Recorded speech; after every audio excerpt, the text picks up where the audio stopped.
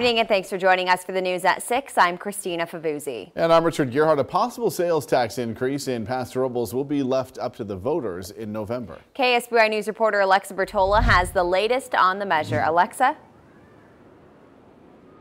Christina, during a special meeting held just last night, the City Council approved to put that sales tax measure on the November ballot.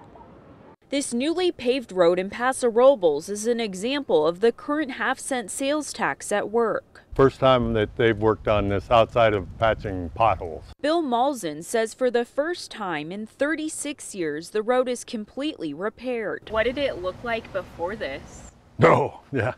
It essentially looked like a dirt road. In November, voters in Paso Robles will decide whether to tack on another half-cent sales tax. This would bump the sales tax in the city from 7.75% to 8.25%. The council also voted to put a second measure on the ballot that would let voters decide whether the funds would go primarily to street repairs. Mayor Martin says a citizens oversight committee is tasked with that right now. So we usually spend between $7 to $8 million a year in street repairs in Paso Robles. It's funded by the current half-cent sales tax, the general fund, grants, and the gas tax. The proposed new tax would generate $4 to $5 million a year. I pretty much vote against most tax increases because all we ever need is another half penny, and then a couple years later, all we need is just one more half penny. That's not fair.